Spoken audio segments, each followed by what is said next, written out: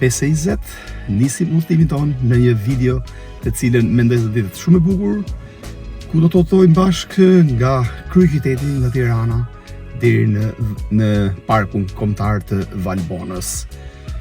Udhtojmë me mjetin tim elektrik, një Audi Q4 e-tron, siç e vu të re, karikimi është 100%, mjeti garanton pothuajse sipas të dhënave që shfaq në ekran që në këtë karikim, që është 100% i karikuar aktualisht, Audi bën 550 km.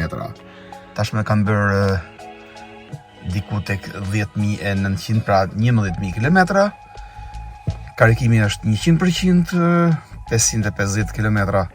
Audi garanton që bën një range prej 605 km, por unë me thënë drejtën nuk e kam parë asnjëherë 605.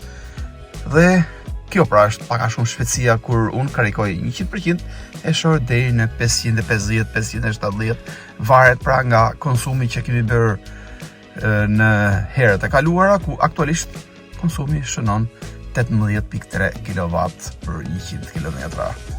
Gjatë këtij udhëtimi do të shohim bashkë Valbonën e bukur, por do t'ju tregoj edhe eksperiencën time të deritanishme me mjetin elektrik, siç është në këtë rast Audi Q4 e-tron.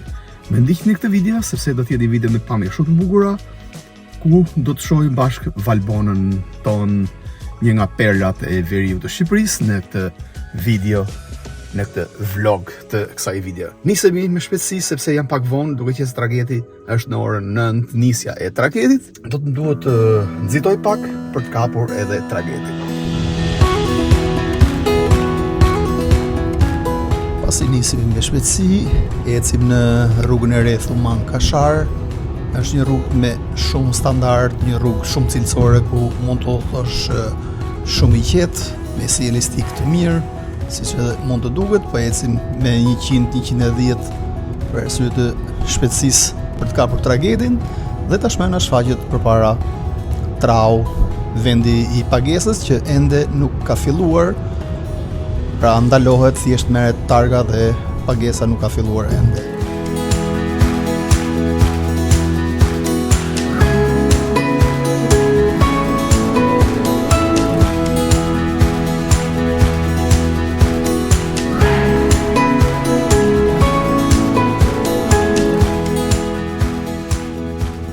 Pas kësaj rrugë kaq të mirë na shfaqet një nga rrugët e Këqija, e cila është nga Gomsiqe deri në Koman. Është një rrugë rreth 30 km, po them pak a shumë, ku me të vërtet hasa shumë vështirësi mu desh që ta përshkoja këtë distancë për rreth 1 orë 20 minuta. Pamjet e natyrës janë shumë të bukura, por rruga fatkeqësisht është shumë e amortizuar dhe jashtë çdo lloj standardi rrugor.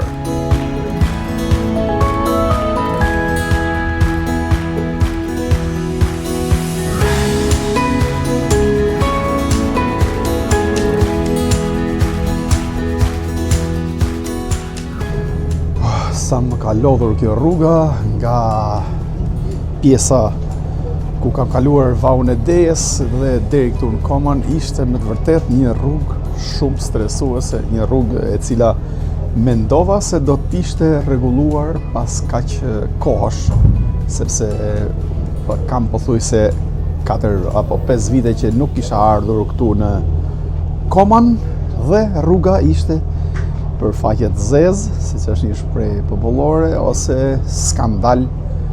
Një rrugë jashtë standardit, jashtë çdo lloj parametri. Fatkeqësi, me thënë drejtën, që një rrugë ishte në atë lloj standardi siç ishte rruga nga Vaudejes deri këtu në Koman. Megjithatë, shpresoj që t'ja vlej ky udhëtim në vazhdimsi, dhe besoj se do të shohim pamjet e bukura në vazhdimsi të videos. Këtu kam ankoruar edhe mjetin tim, shihen që po vinë, po afrohen edhe njerëzit, por edhe autobuset e tjera që vinë dhe hipin këtu në tragetin Berisha. Për automjetin kam paguar 50 euro, ndërsa për njerëzit ishte 10 euro personi. Pra pagova 70 euro për udhëtimin nga Komani deri në Fiers.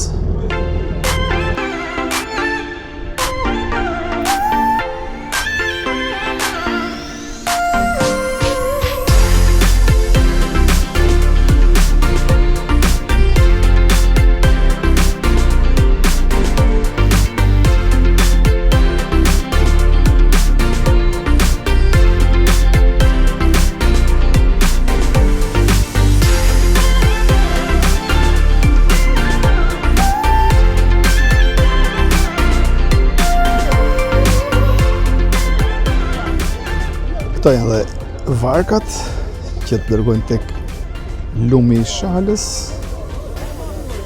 që nga këtu bëhet dhe nisja për të shkuar tek lumi I Shalës. I vetmi traget për sot është ky këtu që dërgon edhe automjete, ndërsa anijet apo barkat e tjera janë vetëm për njerëzit. Ose base transportojnë gjëra të vogla, por për automjetet është vetëm trageti Berisha për momentin, sepse ka qenë edhe një traget tjetër, mos gaboj me emrin Alpin, nuk e di, base gaboj me emrin, ndërsa sot që po bëj këtë video është I vetmi ky traget, në base edhe kjo ndikon që edhe çmimi është 50 euro për një automjet të vogël. Tashmë tragedi është nisur dhe shikoni çfarë pamje të dhuron ky udhëtim nga Komani deri në Fiers. Janë pamje vërtet spektakolare. Shpresoj që mos ndikoj shumë era tek audio, sepse ka shumë erë, më thënë drejtën, këtu sipër tek pjesa ku jam aktualisht unë.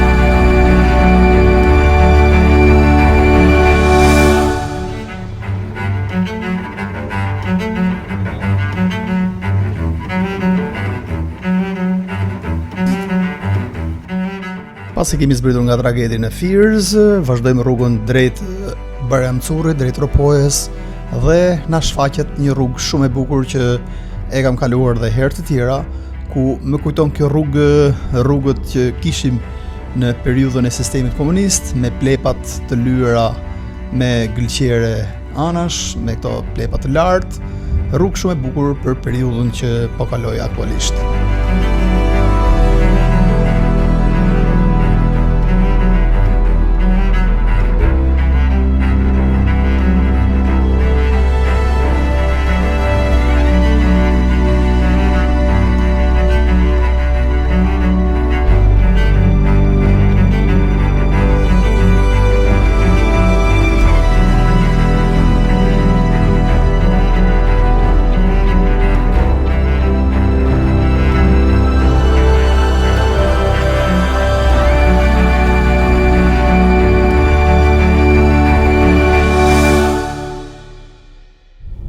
Mirë pra miqtë e mi, atëherë kam zbritur nga trageti dhe bëra disa pamje video në Tropoj, në qytetin e Baramcurit, dhe tashmë po vazhdoj me automjetin tim drejt destinacionit final, I cili është parku I Valbonës.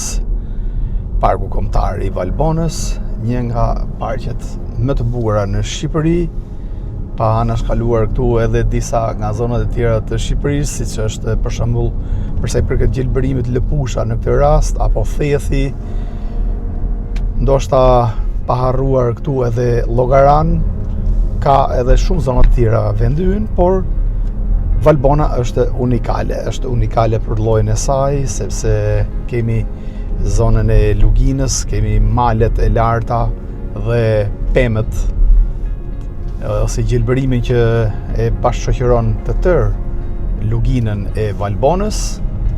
Pamjet e bukura, disa prej tyre i kam bërë me dron, disa të tjera do të realizoj gjatë këtij rrugtimi 2 ditor që do të kem, pra kësaj vizite që do të kem këtu në Valbon.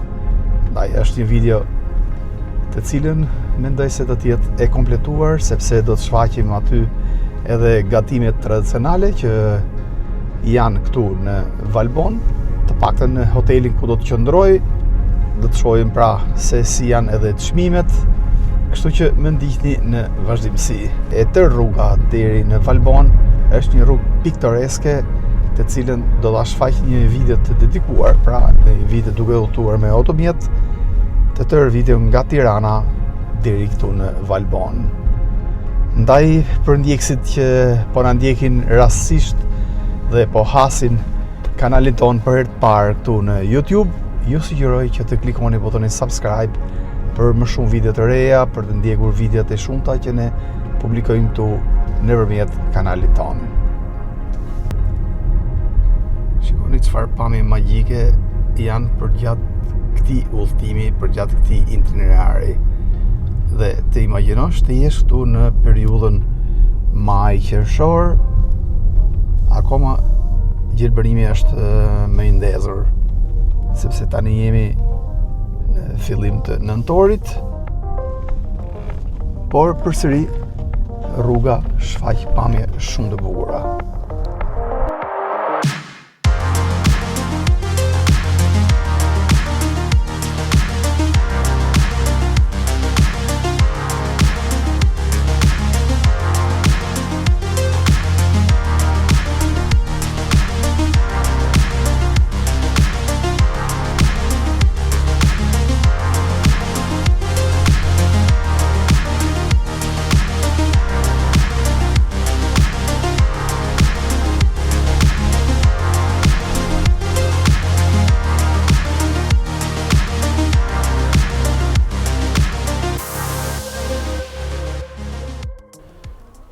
Tani do t'ju tregoj edhe hotelin ku po qëndroj sot këtu në Valbon.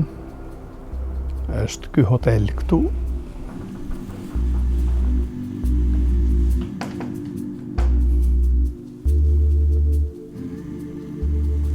Mund të them që është ideal. Është shumë i mirë, më pëlqeu jashtë mase shumë, sidomos pjesa e pasërtisë. Me thënë drejtën, unë lëviz shumë, bëj shumë lëvizje në Europë dhe për qenë realist, këtë standard me çmimin që ka është shumë i arsyeshëm. Në krahasim gjithmonë me vendet që kam vizituar, duke patur parasysh edhe pjesën e cilësisë. Tu jashtë kam dhe automjetin. Pra, kjo është një dhomë hoteli këtu në Valbon, të paktën po flas për këtë hotelin ku jam pozicionuar sot. Emrin e hotelit do ta keni të shkruar edhe në description, jo se nuk kam paguar asgjë, sapo erdha bëra pagesën, por thjesht dua që t'i jap edhe një farë pike pozitive këtij hoteli për arsyet që thash, për arsyet e cilësisë që ofron në komoditet, në pasërti dhe në shërbim. Mbi të gjitha kam dhe prizën e karikimit për të vendosur në karikim makinën elektrike. Kjo është pjesa jashtme ku jam ulur tek këto karriget edhe një tavolinë e vogël e cila është këtu jashtë hotelit. Tashmë do të shohim se si është pjesa e kuzhinës, gatimet tradicionale këtu në Valbon.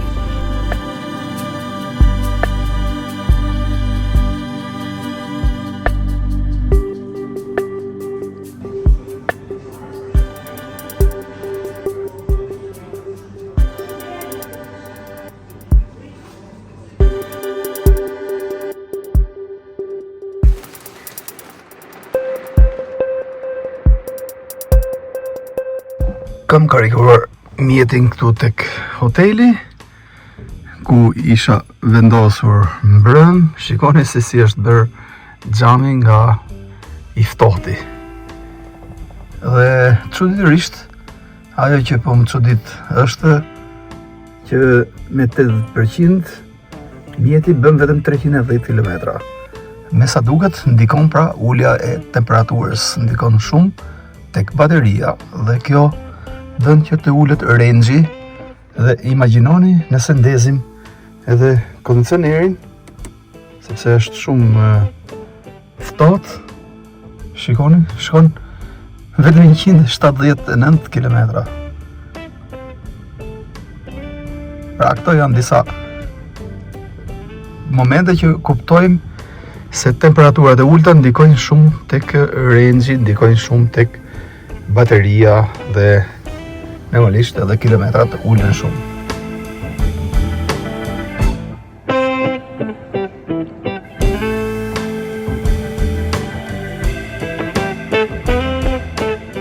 Miqtë mi, mirëmëngjes, ju përshëndes.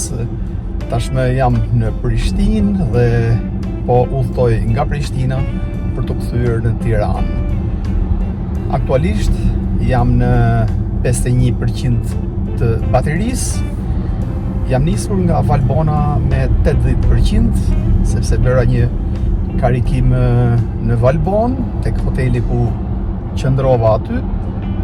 Dhe deri tani shkoj 50, kështu që kam harxuar 30% nga Valbona, ku kam kaluar në Gjakov dhe kam qëndruar dhe në Prishtinë, ku kam bërë edhe një video duke i ardhur Prishtinës rreth e rrotull me automjetin elektrik.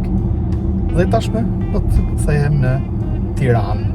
Nuk e di nëse do të arrij që të kthehem po me të njëjtën karikim, do të ishte diçka shumë e mirë, sepse i bie që nga Tirana deri në Valbon, ku kam ardhur me thënë drejtën me shpejtësi për arsye të tragetit, sepse nuk doja të humbisja tragetin i cili nisi në Rënën dhe mu desh që ta shkelja shumë pjesën e gazit, ku kam ecur mbi 100 km/h, pra 100-120 varet si lejoshin tabelat, dhe duke patur parasysh pra shtrëngesën e gazit, automjet elektrike presupozohen që të ecësh 80, maksimumi 90, mbas edhe 100, por nëse kalon këtë lloj shpejtësie, automjeti elektrik konsumon më shumë energji dhe ulet range-i, ulen kilometrat në vazhdimsi.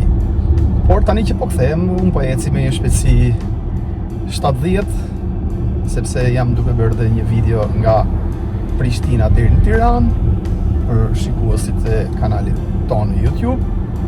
Kështu që tani jam në 50% baterisë, sepse nuk e kam karikuar, pra si thash, siç bëra një karikim në Valbon, një karikim prej 25%, 30% diçka të tillë.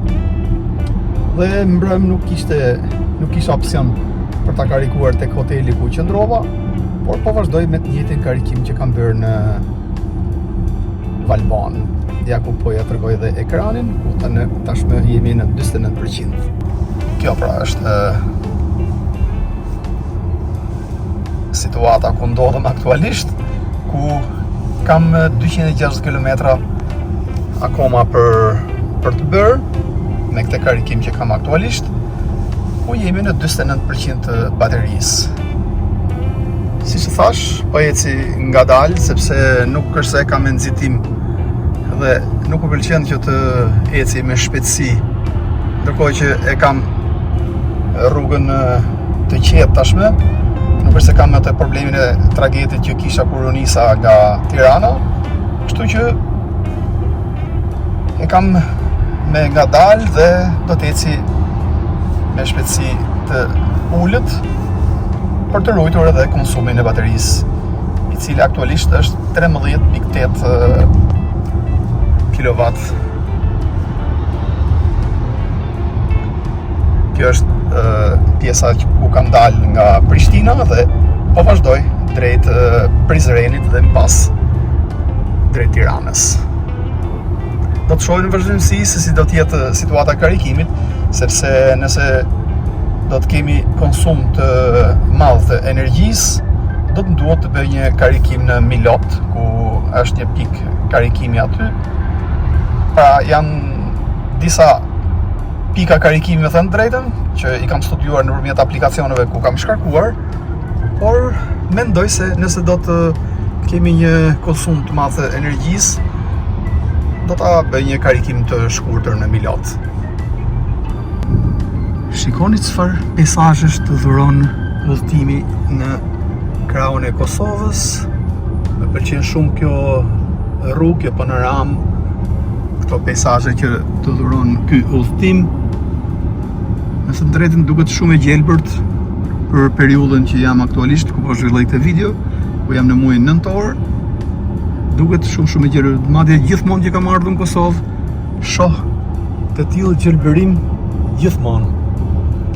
Është një rrugë që ka shumë standard të mirë, ka pamje piktoreske, pamje shumë të bukura, standardi i rrugës është shumë i mirë, plus edhe tabelat orientuese janë kudo në çdo moment të rrugës.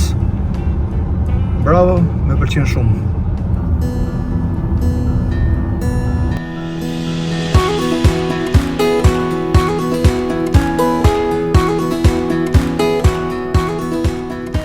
Tashmë largohemi nga Kosova e bukur dhe shkojmë në pikën kufitare të Morinit. Dua të them që është një rrugë shumë e bukur kjo nga Prishtina deri në Tiranë, është një rrugë që më ka pëlqyer shumë në këtë udhëtim.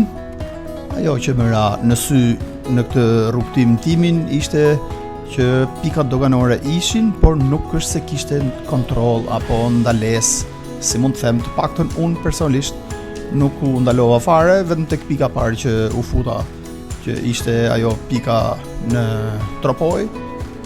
Aty kishte një ndalesë vogël, u ndalova vetë, në thënë drejtën, nxora dhe pasaportat, por polici më tha që nuk është nevoja për kontroll pasaportash. E njëjta gjë ishte edhe në Morin. Vazhdojmë udhëtimin ton dhe kthehemi për në Tiranë, ku edhe përgjatë këtij rrugtimi shohim pamje shumë të bukura të rrugës së Kombit. Në kthimin tim, ura e re e Kuksit nuk ishte hapur ende. Një ditë më pasi kam kaluar unë, është hapur dhe është inauguruar pra ura e re. Por unë nuk e pata fatin që të kaloja në urën e re.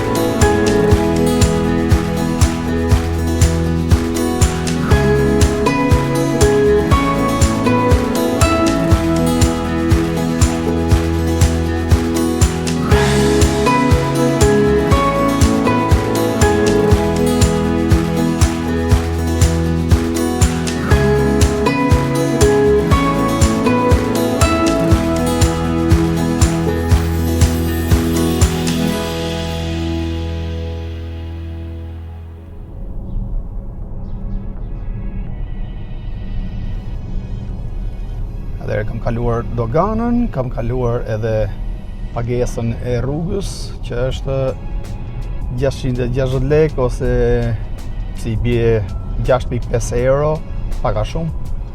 Dhe tashmë po vazhdoj drejt Tiranës, ku siç mund të duket, konsumi është rritur pak, konsumi i baterisë, sepse rruga ka malore, ka edhe ngjitje, pra edhe normalisht edhe konsumi shtohet, konsumi i baterisë. Tashmë jemi në 121 km dhe konsumi është 13.6. Mendoj se me këtë range që kam dhe me këtë shpejtësi që po eci, Tirana bëhet pa problem, por për të qenë i sigurt do të bëj një karikim prej 10 eurosh tek një pik karikimi që është rreth 20 km larg dhe me pas do të vazhdoj i sigurt drejt Tiranës. Vazhdoj të futemi në tunel.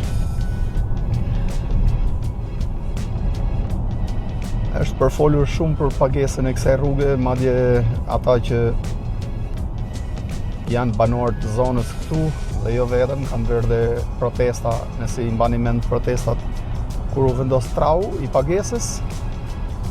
Në të drejtën është disi e çuditshme sepse rruga është bërë me fondet e shtetit, pra është bërë me pagesat e taksapaguesve të rrugës, me taksapaguesit shqiptar dhe për mirëmbajtjen e rrugës pra është vendosur kjo lloj tarife ku paguhet rreth 6.5 euro, sepse këmbimi i euros tashmë ka rënë, është ulur shumë euro dhe normalisht kur kemi ulje të euros edhe pagesa në lek bëhet pak më shumë. Pra me lek ishte 660 lek ose 6.600 lek me lek të vjetra, siç flitet me gjuhën popullore në Shqipëri. Ky tunel ka një distancë të konsiderueshme, ishte një nga tunelet më të gjatë, ndërsa tashmë kemi tunelin e Llogaras që mban distancën më të gjatë për momentin për sa i përket tuneleve në Shqipëri. Duhen rreth 11 minuta ose 17 kilometra për të shkuar tek pika e karikimit. Mbase mund edhe të shkoj në Tiranë, por thjesht nuk dua të rrezikoj dhe më mirë po vendos një 10 eurosh karikim. Jo se është problem për të bërë atë pagesë, por thjesht me thënë drejtë doja të bëja një provë, por thjesht nuk dua të eci i pasigurt, ndaj dhe po bëj një karikim të shpejt dhe të konsumoj një kafe tek një pik karikimi që është këtu afër. Pra, jam nisur nga Tirana dhe deri tani, sipas konsumit që kam bërë unë, kam konsumuar vetëm 5 euro. Duke qenë se u nisa me karikim të plot nga shtëpia ime dhe bëra një karikim të shkurtër rreth 20-25% të baterisë tek hoteli në Valbon. Do të vazhdoj dhe do të bëj një karikim të vogël këtu afër. Kjo është edhe distanca e tunelit. Është një tunel shumë i bukur, me thënë të drejtën. Ka standard të mirë, drejtësim të mirë, sinjalistik brenda tij. Është mirë kur rrugët në Shqipëri janë në këtë lloj standardi. Ka disa vite që ka ndryshuar infrastruktura rrugore në Shqipëri, po përmirësohet jashtëmase dhe kjo është diçka shumë pozitive.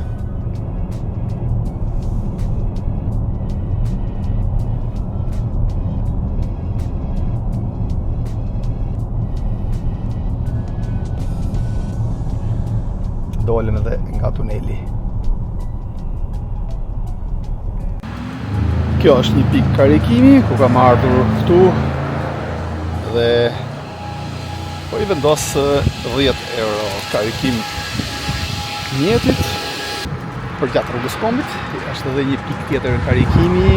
Dy janë markat ose firmat që kanë investuar në karikimin elektrik për gjatë rrugës së kombit, siç është një nga ato është iCharge, ndërsa një pikë tjetër është Vega. Paka shumë dy këto kompani, janë dy firmat, si mund të them, që kanë investuar në karikimin elektrik në Shqipëri. Ka dhe të tjera normalisht, por të paktën sipas asaj që unë kam studiuar deri tani dhe kam parë nga aplikacioni, këto dy marka ose dy firma janë këto që kanë investuar më shumë në Shqipëri për sa i përket mjeteve elektrike. Kam bërë dhe karikimin me 10 euro, ku kurskodi tregon që kam 354 km, pra bateria tani ka vajtur 61% dhe vazhdojmë rrugtimin tonë drejt Tiranës, ku deri tani nga karikimi në shtëpi edhe këtu pa karikimi që bëra është një kostor për rreth 15 eurosh për gjithë itinerari që kam përshkuar për gjatë këtij rrugtimi. Ja ku erdhëm në Tiranë dhe tashmë makina shënon 267 km të mbetura, pra i bie që me karikimin që kisha, ta them nëse nuk do ta karikoja tek pika e karikimit, i binde që të vija këtu me 8% bateri. Kështu që ishte mundur pra ardhja në Tiranë me range-in që kisha, me sasinë e kilometrave që kisha, por thjesht do dukej disi stresuese pjesa që do të udhtoja me stres nëse do kisha ndonjë problem me baterinë dhe nuk do të më sillte në Tiranë. Por sipas këtij treguesi i bie që në Tiranë vije lehtësisht edhe pa probleme edhe me 8%. Mirë miq, atëherë kjo ishte një farë eksperiencë e imja ku kam udhëtuar nga Tirana për të shkuar në Valbon dhe më pas kam kaluar në Gjakov duke shkuar në Prishtinë. Kam ndëjtur edhe në Prishtinë 24 orë ku kam bërë dhe xhiro e tjerë, kam ardhur vërdall nëpër Prishtinë, kështu që më është dashur që të konsumoj nga xhepi vetëm 15 euro me të gjithë këtë itinerar. Pra kjo është gjë e mirë që ka një mjet elektrik ku me 15 euro mund të bësh kaq shumë kilometra dhe mund të ecësh edhe në mënyrë kaq komode. Nëse dëshironi ndonjë mendim tjetër, ndonjë koment ose opinion për mjetet elektrike, pra pak a shumë kjo video është dedikuar mjeteve elektrike dhe të mirave apo të këqijave që kanë siç është mjeti elektrik, më shkruani te komentet nëse dëshironi ndonjë mendim, përshtypje ose opinion. Ju përshëndes të gjithëve dhe për video të tjera na ndiqni duke klikuar në botonin subscribe. Kalofshi bukur të gjithë.